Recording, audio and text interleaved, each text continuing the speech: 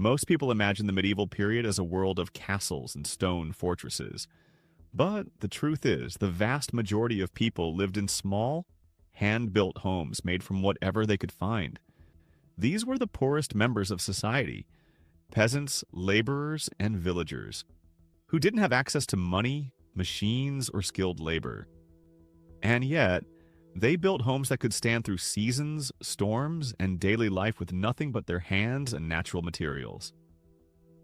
Number 1. Local materials only. Back in medieval times, if you were poor, and most people were, you had to rely entirely on what the land gave you. Buying building materials simply wasn't an option for peasants. Everything that went into the construction of their homes came from the local environment. That meant forests, fields, rivers, and even their own livestock. It was all about making use of whatever was nearby, and nothing went to waste. Wood was one of the most essential materials, but access to it was limited. Forests were usually controlled by landlords or the crown, and cutting down trees without permission could lead to heavy fines or worse. So peasants stuck to gathering fallen branches or cutting small trees like hazel or willow, which were more readily available and often grew at the edges of fields or in hedgerows. These kinds of wood were especially useful for making wattle, which formed the framework for the walls. For larger structural pieces, people reused old timber whenever possible. If someone's house collapsed or was abandoned, that wood got scavenged quickly. Mud was another key material, and it was everywhere. It might not sound impressive, but it was absolutely essential. Peasants would dig it up from riverbanks or any wet, clay-rich soil they could find.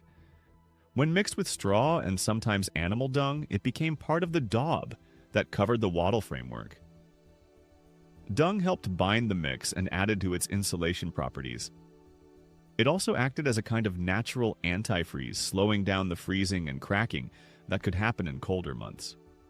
Straw was easy to get after harvest season. It was what remained of cereal crops like wheat or barley. Most peasants grew their own grains, so straw was a byproduct that could be put to use. They used it not only in the walls, but also for roofing material, insulation, floor covering, and even bedding. Long straw was particularly valuable because it was easier to work with and more durable. Animal dung, especially from cows, was surprisingly useful. In addition to its role in wall construction, it was sometimes burned as fuel if firewood was scarce. But in building, it added strength to daub and helped seal gaps in both walls and floors. It might not have smelled great, but it worked, and that was what mattered. Stone was less common for peasants, but if it was available nearby, like in hilly or rocky regions, it got used. Usually it wasn't for full walls, which took a lot of work, but for foundations, drainage channels, or steps. Loose fieldstones were gathered while clearing farmland and stacked to create a basic level surface. Mortar wasn't always used. Stones were often laid dry, just carefully balanced. Everything came from within walking distance. If something wasn't on your land or your neighbor's, it wasn't used. Transporting materials over long distances wasn't realistic, especially without carts or animals. That's why each region had slightly different building styles. Homes reflected the materials the land could offer. The result was a kind of rough, functional architecture born directly from the landscape, shaped by necessity and survival. Number 2. Timber frames first. When it came to building a home in medieval times, especially for those at the bottom of society, everything started with the timber frame. This was the structural backbone of the entire house. Without it, there was nothing to hang walls on or support a roof. Poor peasants didn't have fancy tools or plans, but they had knowledge passed down through generations and access to basic tools like axes, wooden mallets, and wedges. The process was physical, rough, and simple, but surprisingly effective. The first step was choosing the timber itself. People didn't chop down the best trees; those were usually reserved for the lord's estate. Instead, peasants collected smaller trees or branches from local forests, or they scavenged timber from fallen trees, old barns, or abandoned houses. Oak, ash, and elm were commonly used if available because they were sturdy and durable. Green wood, freshly cut wood, was sometimes used because it was easier to shape. But people also understood that it could warp, so whenever possible, they let it season for a bit to dry out. Once enough timber was collected, they began shaping the main structural posts and beams. Everything was done by hand. Axes carved the wood roughly to size. Wedges split logs and mallets hammered pieces into place. No one had precision saws, and everything was measured by eye or simple strings and sticks. Despite this, the results were good enough. Medieval builders understood proportions from experience, not blueprints. The standard layout was a rectangular shape with vertical posts placed directly into the earth or on top of large flat stones if they were available. These stones helped prevent the wood from rotting too quickly. Horizontal beams were placed across the top to connect the vertical posts and add stability. Diagonal braces were sometimes added to prevent the structure from swaying. There were no nails involved. Metal was too expensive for peasants. Instead, they used mortise and tenon joints secured with wooden pegs. These joints were carved so that one piece of wood slotted into another like a puzzle, and then was pinned in place with a hand-carved wooden dowel. Accuracy wasn't perfect, and the frame might lean or twist slightly, but it didn't really matter. What mattered was strength and functionality. These frames were built to last through rain, wind, and snow, and if they leaned, peasants simply adjusted the rest of the build around it. Practicality came before appearance. Building the frame was not a solo job. Families pitched in and neighbors helped each other, kind of like a barn raising in later centuries. Community labor made construction faster and also created a sense of solidarity. People knew they'd get help back when it was their turn to build or rebuild. This cooperative spirit was essential in villages where resources and time were both limited. Once the timber frame was raised, it marked a major milestone. Everything else, walls, roof, interior, depended on that wooden skeleton. If it stood firm, the rest could follow. Even if the rest of the house was basic and made from mud, straw, and dung, that timber frame gave it structure and strength. Number 3, wattle and daub walls. When it came to building walls, medieval peasants relied on a surprisingly effective and ancient technique, wattle and daub. This method wasn't just affordable, it was practical, adaptable, and made entirely from materials they could gather themselves. It started with weaving flexible branches, often hazel, willow, or sometimes even elder. These branches were chosen for their bendiness, which made them easier to work with. They were woven horizontally between upright wooden posts, creating a kind of natural mesh or lattice. That mesh was called the wattle. It acted like the scaffolding or skeleton for the wall, providing a surface for the next layer to stick to. Once the wattle was in place, the next step was covering it with daub. The daub mixture varied slightly depending on the region and what was available, but the basic ingredients were pretty consistent: clay-rich mud, chopped straw, and animal dung. Dung wasn't just added randomly, it helped bind the material and gave it flexibility, reducing cracks as the wall dried. In some cases, people added lime to make it more durable and resistant to pests and moisture. The daub was mixed by hand, or more often by foot. Peasants would stomp it all together in big batches before applying it to the wall. Applying daub was straightforward but messy. It was slapped, smeared, or pressed onto the wattle until all the gaps were filled. This layer would then dry and harden into a surprisingly tough surface. It also offered basic insulation, helping to keep warmth in during winter and heat out in the summer. In wetter climates, people used more straw in the mix, which improved water resistance and helped prevent the wall from washing away during heavy rains. Drying took days, even weeks depending on the weather, and cracks were common, but those cracks were patched with more daub. This was an ongoing maintenance routine. Once dried, the walls might be whitewashed with lime for extra protection and brightness. While it sounds primitive, wattle and daub was a smart, sustainable way for poor families to build decent homes without spending a single coin. And it wasn't just for peasants. This technique was used in medieval towns and even on some manor outbuildings. It was proof that low cost didn't have to mean low quality. Number 4, thatched roofs. Thatched roofs were the go-to choice for the poorest in medieval times because they were made from natural, cheap, and easy-to-find materials. People used whatever was available locally. straw from wheat or rye harvests, reeds from riverbanks, or heather in some regions. These materials were bundled tightly and laid in overlapping layers, starting from the bottom edge of the roof and working upward.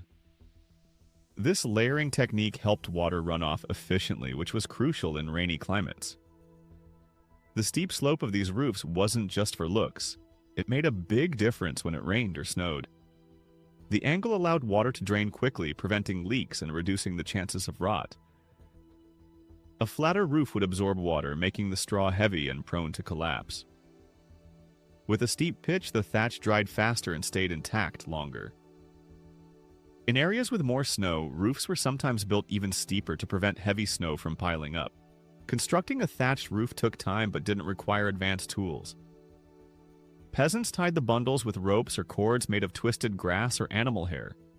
A wooden framework supported the thatch, and people worked in teams, especially when raising the roof on larger homes. Thatched roofing didn't need nails, just skill, patience, and strong hands.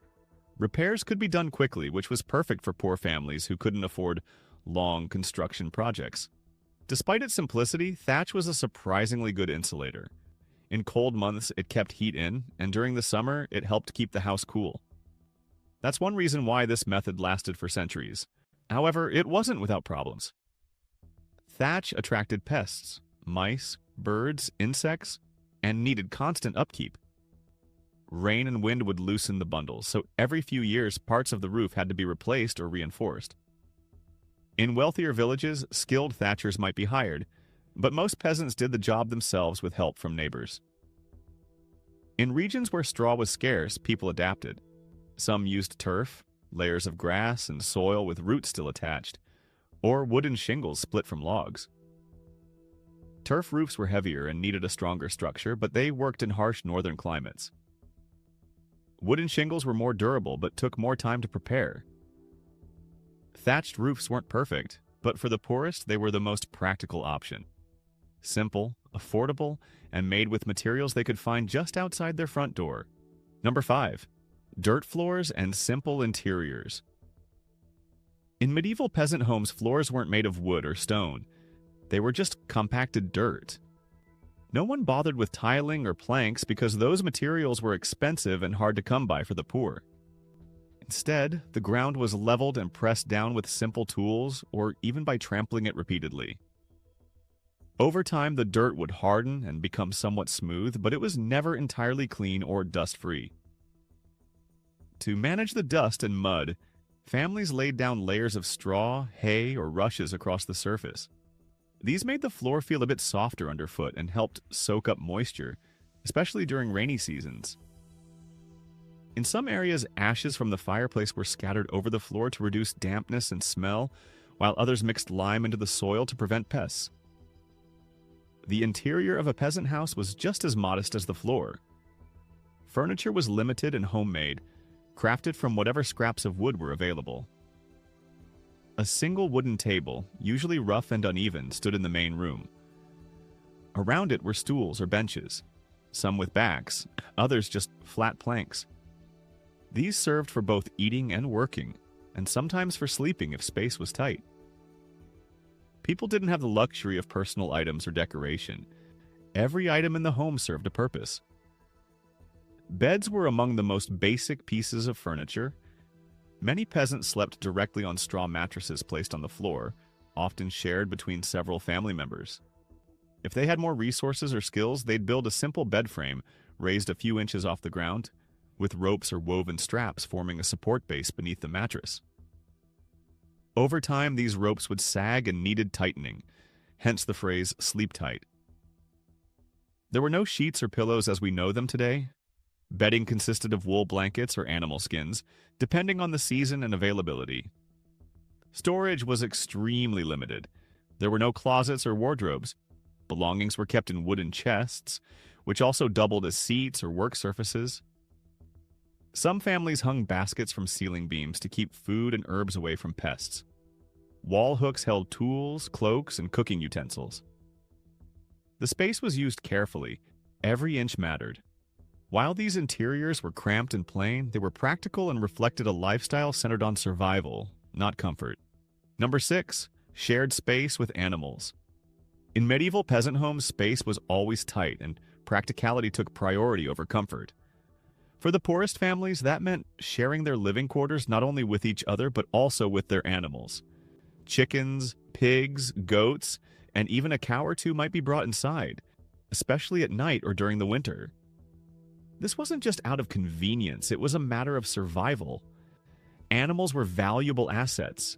They provided milk, eggs, meat, and labor, so peasants had to protect them at all costs. Leaving livestock outside overnight risked losing them to wild animals like wolves or to thieves.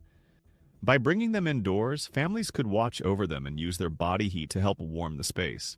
In winter, this extra warmth made a noticeable difference, especially in homes with no insulation and gaps in the walls. Typically, the house had one main room that served every function. It was the kitchen, bedroom, workspace, and stable all at once.